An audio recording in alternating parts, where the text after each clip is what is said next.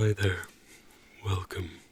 Today's video we're going to be going through my entire Nintendo Switch collection. Now, we're going to start with the Switch.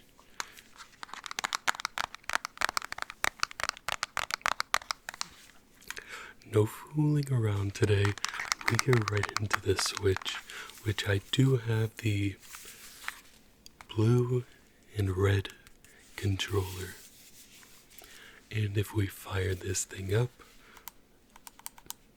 we've got a couple of games that we can go through in just a moment.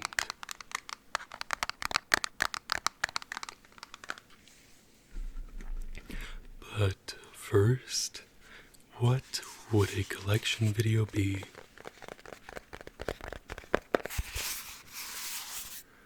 without a wall plug? Now, there is a specific reason I involved this, and it's because I ended up having to buy a different one than what came with the system because I lost the original when I moved. So I was trying to use like 5 below chargers with my Switch, and the Switch was dying. Literally, if I was playing it while on the charger, it would be dying. So I shelled out, I think it was like a crazy amount, like $30-40 for the official one, but luckily I've not had any issues with it, and it has been the perfect little wall plug, little cord. Next up, getting into the games section, we've got some absolute fan favorites in Super Smash Bros.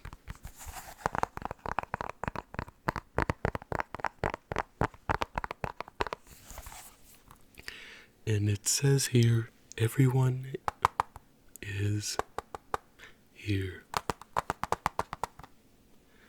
Every Smash Bros. Fighter returns, joined by all new characters. And Super Smash Ultimate is so much fun. I remember when it first came out, there was this big thing. It was the big game. That and like Animal Crossing at the time were nuts. And I was lucky to get my hands on both Animal Crossing and Super Smash Bros. Ultimate. They were 2 of the 3 games I got when I first purchased the system. And if you couldn't tell, this is Animal Crossing New Horizons.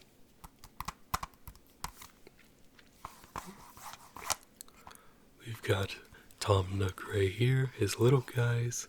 We've got the legend, who I blank on her name. But this game says, how will you live your island life? Craft and customize your world, celebrate the seasons, gather friends for island adventures. You need one Switch for up to 4 players on this game, which is pretty cool. I don't know if that's a co-op 1 through 4 or if your friends can join in with you. Finally, the third game I got when I first got the system, Legend of Zelda Breath of the Wild. Answer the call. The shadow of calamity. Ganon rises over the ashes of Hyrule. Craft your survival. Defend the legend. Amiibo. I don't know how far I got in this game because I thought it was a fun game, but it's a lot of puzzle solving, and when I first played it, I was actually driving to Disney World, which is a crazy long trip, and that's when I played it, so I got a good amount of hours in there. I was switching between that and Smash Bros. Ultimate. But yeah, fun game. I can see why everybody loves it. I would love to give it a second chance at some point, and I definitely will. It's all about getting through the back catalog, though. The back catalog, right now, I gotta be real, is absolutely monstrous. Next up, we've got a game I bought because I thought I would play it way more than I have. Civilization 6. Sid Meier's Civilization 6. Build an empire that stands the test of time. From the Stone Age to the Information Age, make your mark on history and build your greatest civilization. Explore the world, achieve cultural enlightenment and scientific progress, wage war or make peace. The path to victory is the one you determine. Now, I will say, this game is very fun. It's another game where, since I don't play my Switch a whole lot, I haven't played a lot of Civ 6. Now, one of the reasons I ended up buying Civ 6 was I bought Civilization 2 on my phone, and I had so much fun with it. I remember playing it in study block in high school. I remember playing it before class in my car in college. It was a lot of fun. And Civilization 6, I'm sure, is a blast, but Civ 2 just has that special place in my heart, so much so that I paid full price for Civ 6. Next up, we've got a couple of recent purchases, and if you've noticed we're missing an entire franchise, don't worry, it's on its way. But if you know anything about me, you'll know I love Persona 5, and that is no different on the Switch. I have here Persona 5 Royale for the Switch. Change the world. Changez le monde. I've talked ad nauseum in the past about why I love Persona 5. I think it is a super good game. I think it is the perfect amount of gameplay. And the gameplay loop, to me, just never gets old. The gameplay style, the turn-based, the personas, the characters we learn to love and grow with, our confidants that aren't our teammates, like, I'm blanking on her name now, but our teacher, in this game, our guidance counselor. Oh man, that one's gonna mess with me. There's so many K names, I feel like it's a K name. Kanashiro, Kamashita, Kawakami. There we go. Real time you saw that. Next up, we got a game that I've dabbled in a little bit, but I really wanted to get it before the price got even worse. And that is Super Mario 3D All-Stars. This game includes Super Mario 64, which I've recently been playing and getting into on Switch Online. I actually bought Switch Online so I could play Super Mario 64. A lot of people are going to be like, that is a first that I've ever heard someone buy Switch Online for a emulated game. Maybe not, but welcome to being the first, I guess. Super Mario Sunshine, which I have fond memories of it from the GameCube, but that was back in the days when, you'd trade in your games to GameStop, get whatever money you could for the next upcoming game. And thank everything that is not the case anymore. And I mean, it creates a backlog because we have so many games. We don't give them up as much anymore. But I'd much rather have a backlog than lose games like I used to. And finally, Super Mario Galaxy.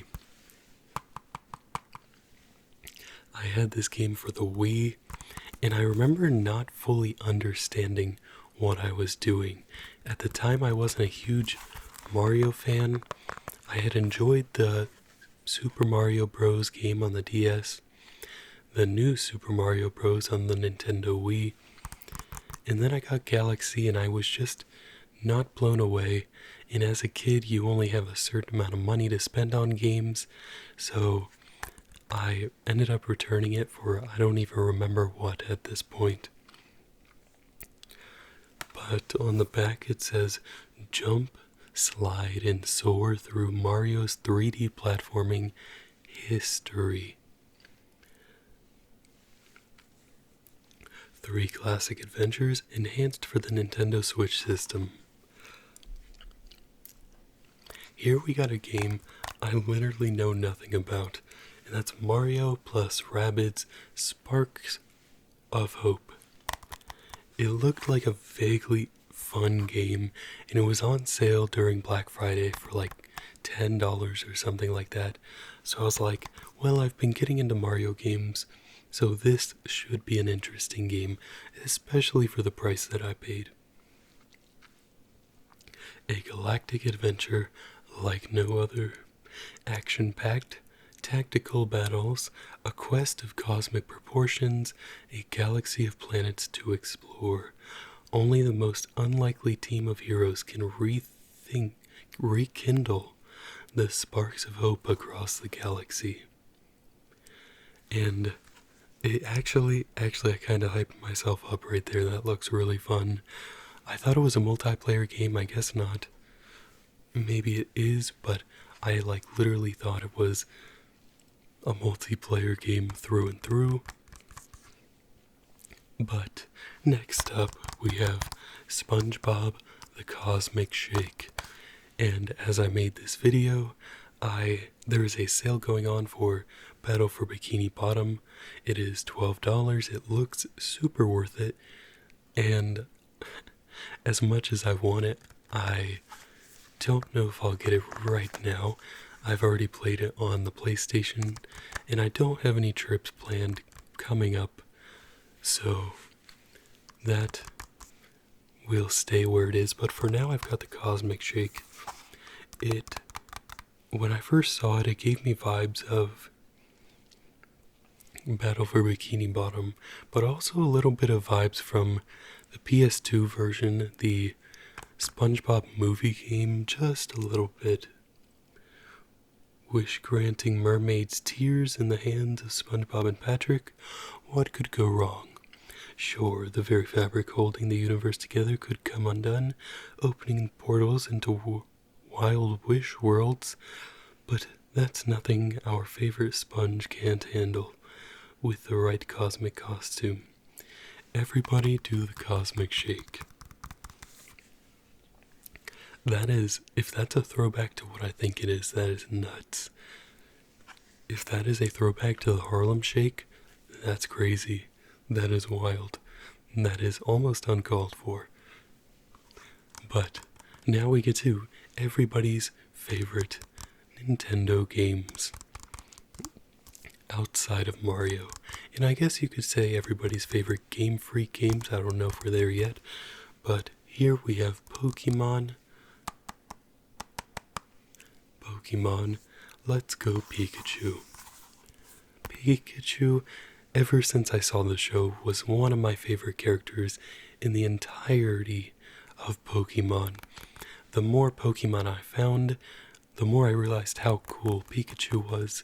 Eventually, Pikachu did find a rival in Zorua and Zoroark. But as for Let's Go Pikachu, an electrifying adventure with Pikachu. A first Pokemon adventure for everyone. This game was fun. It definitely felt like a step away from Pokemon as I knew it. If I don't think there were battles in this game. I think it was just about collecting all the Pokemon. I could super be wrong about that though. I did enjoy the motion control, and I did enjoy the inclusion of the Pokeball Plus controller. I ended up buying that controller, and it was a lot of fun connecting it to the Switch, connecting it to my phone, and playing Pokemon Go in the park, and literally just tapping it every time it vibrated. It was a really good park too. It was like Pokemon were always popping up, and there were Pokestops everywhere. So I was able to get Pokeballs and Great Balls and Ultra Balls, and also throw a bunch of them at Pokemon without even having to use my phone if I didn't want to. But Let's Go Pikachu was a lot of fun. I remember getting Mew in it. I believe that was one of the pre-order bonuses. And I've not played all the way through it. But this next one I have officially played all the way through because my friend convinced me. That is Pokemon Sword. Did you like my doctor spelling of sword? Zacian has become one of my favorite Pokemon in Pokemon. In reading the back here, a wild new adventure with Pokemon you can battle to be the best there ever was. To catch them is my real test. To train them is my cause. I will travel across the land, searching far and wide. It's Pokemon to understand the power that's inside. Pokemon. But Pokemon Sword really did bring back that vibe to me, the original Pokemon vibe that I got when I was playing Pokemon Pearl, Pokemon White 2. Now, after White 2, I did take a little bit of a break from Pokemon, and the Switch really is where I picked back up. In Sword, I have kind of made it my mission to collect every single Pokemon, including the legendaries, and I'm trying to collect the Shield Pokemon. That's a little difficult considering I don't have the game, but luckily I've got friends that do, and it's more about just reminding them that they offered to help me.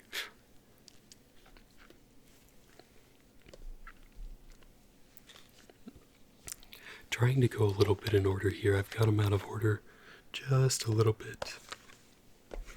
Next up, I remember getting this game in 2020, like later in the year, 2021, somewhere in there. Pokemon Mystery Dungeon Rescue Team DX. A beautiful Pokemon world awaits. You can form a rescue team and help Pokemon in trouble. Suddenly, you're a Pokemon. Wow, this is just all over the place, huh? So, I have not played Mystery Dungeons EX or DX, my mistake. I have, in fact, played the DS versions, though, of the Mystery Dungeon games. It's the first time I really played, like, turn-based games like that for a long period of time. I never ended up finishing the DS version, although I really, really enjoyed it. You know, as a kid, games came out and, you play on long trips, but when a new game came out and you were at home, you played the DS a little less at home, and you'd put it aside because of the new game, especially because that was like a great age for gaming overall. Next up, speaking of Pokemon Pearl, we've got Shining Pearl and Brilliant Diamond in this game with the extra 200 Pokeballs, which I've come to realize in these games is huge, especially if you're trying to catch all the Pokemon and you don't have a lot of money at the start. So getting 100, 200 free Pokeballs right at the start is massive. Unravel the myth of the legendary Pokemon of the Sinnoh region. And I don't know about you, but for this game, my starter was Chimchar, but big shout out to Turtwig and Piplup. This has to be one of my favorite, if not my favorite, lineups of starters in all of Pokemon, actually. I absolutely love Chimchar. It's one of the cuter generation starters overall, without really seeming like they were trying. With Pokemon Sword, it seemed like they were going for the cute look, but with Pearl and Diamond and Shining Pearl and Shining Diamond, it just seemed like they nailed it. Just kind of like in the original games with Bulbasaur, Squirtle, and Charmander. Next up, we have another game I haven't played. I've got a lot of Nintendo Switch to play, but Legends Arceus. An action meets RPG in a new kind of Pokemon adventure.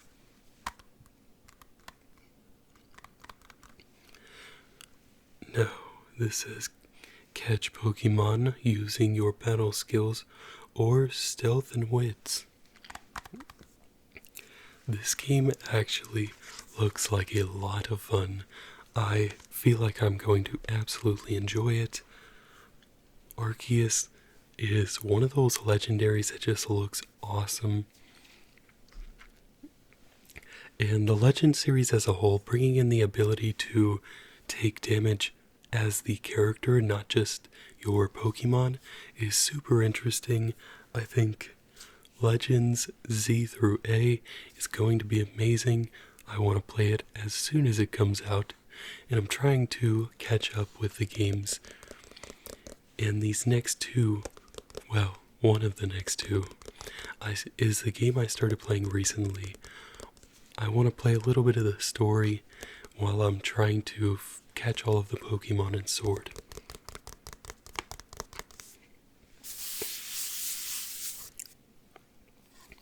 Pokemon Scarlet and Violet.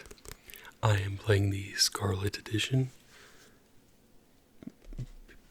purely because I didn't know Miraidon was like that. You know, he's kind of like Himothy. No, but from what I can tell from Pokemon Violet, and I was about to say Emerald, Pokemon Scarlet and Violet, is I actually enjoy it a lot more than I thought I would. I had heard the critiques when they first came out, and I was not putting the game off, but I definitely wasn't racing to play it. And I ended up picking it up and not playing it for quite a while, up until recently, really, 2024. But the graphics, the graphics actually aren't terrible. I understand people want it to get more realistic. I'm not sure, I know what Pokemon Pearl looked like. I think Scarlet and Violet kind of play almost into the newer generation of less is more ideals. I do not agree with less is more. I liked how Pokemon White and Pearl were set up. I liked how Sword was set up. I liked how Let's Go Pikachu was set up. But I can tolerate Scarlet and Violet if they put in the work next time. The game is overall solid. The story is the story. Pokemon stories are kind of the back burner. The main two goals is battle and collect Pokemon. But that is all the physical games. Short of Ring Fit Adventure. I remember when this came out, this was a really fun little game. It got me working out when I really didn't have much to do. I have no idea where the bar is for it right now, but that is definitely somewhere. I think the idea of making a game out of working out is so much fun. I remember times when I just worked out using this game, even going as far as just doing running matches or running courses to get my cardio in. Tons and tons of fun.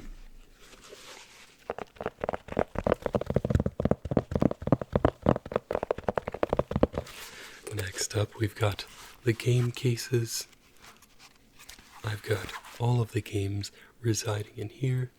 We've got Ring Fit Adventure, Smash Ultimate, Animal Crossing, Zelda, Civ 6, P5 Royale, Cosmic Shake, Mario plus Rabbids, and then Super Mario All-Stars. That's a newer game I got. I did not get it when it was out, so I did pay the premium for eBay, but I really think it's worth it. Here I've got the Pokemon side, which is Let's Go Pikachu, Sword, Mystery Dungeon, Shining Pearl, Brilliant Diamond, Arceus, this is usually where Scarlet is, and Violet.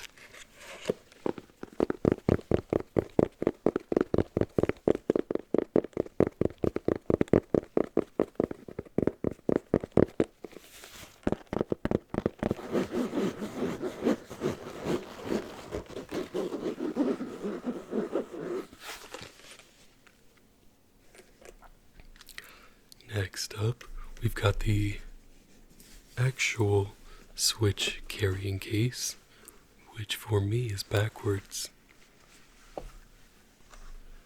And in this case, it smells so much like the homies' houses. I went over and stayed for about a week at the time of my life, but it smells like the ganja, to be fair. But here is that Pokeball I was talking about.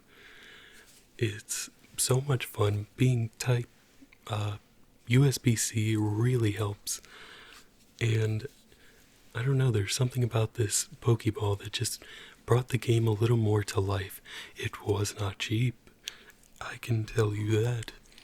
But it was a lot of fun.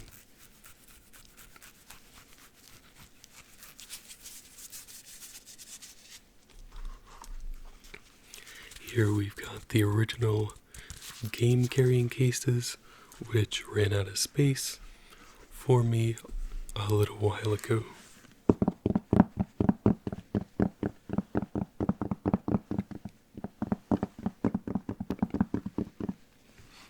Finally, we've got the carrying case, which I don't, at this point it's been so long, I don't remember if I got this off of Amazon or when I first bought it at GameStop. But our last part of the video is just going through some of the digital games I have. I've got Scarlet right here at the top, Pokemon Unite, Just Dance. I forget this thing is touchscreen all the time. Whoa. Pokemon Sword, Fortnite, Pokemon Shining Pearl, Pokemon Home, Game Boy Advanced, Game Boy, Nintendo Entertainment System, Sega Genesis, Nintendo Entertainment System, Super Nintendo Entertainment System, Nintendo 64, all of those being the Switch Online emulators, Super Mario 3D All-Stars.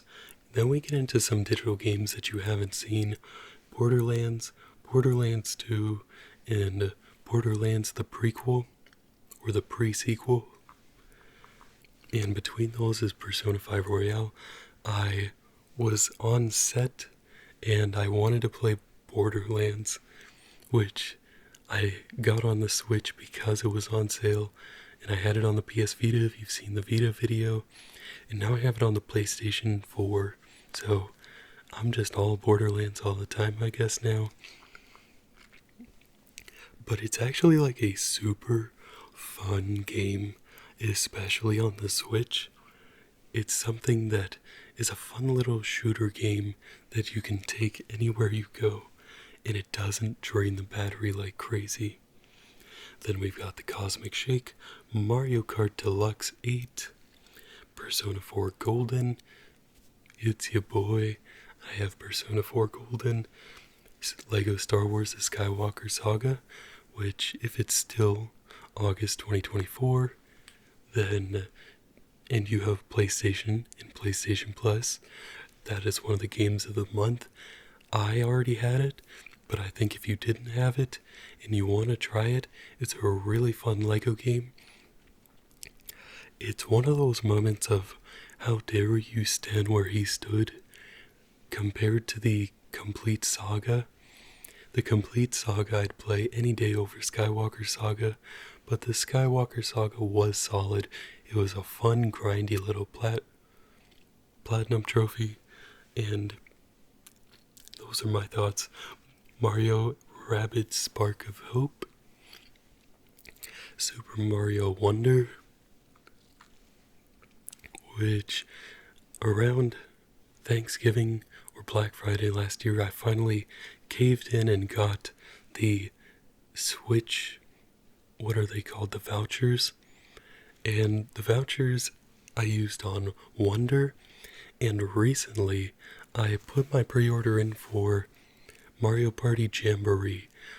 I love Mario Party Superstars. I think it's super fun. I've never owned a Mario Party game outside of the Mario Party Top 100 for the DS, which I have not played.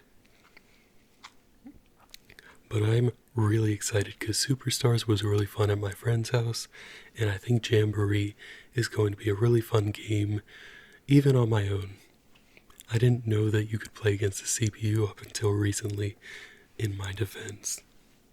We've got Animal Crossing, Brilliant Diamond, Arceus, Mystery Dungeons, Violet, Let's Go Pikachu, Persona 3 Portable, Batman the Enemy Within, Dragon Quest, Stardew Valley, Ring Fit Adventure. I'll go back to Stardew Valley, don't you worry. Civ 6, Food Truck Tycoon, Super Smash Bros. Ultimate, Street Basketball, Wheel of Fortune, Noir Chronicles, Breakfast Bar Tycoon, Car Mechanic Simulator, Conduct Together, Revenge of the Bird King, Batman the Telltale Series, Super Kirby Clash, Castle Heart, Breath of the Wild, and 911 Operator.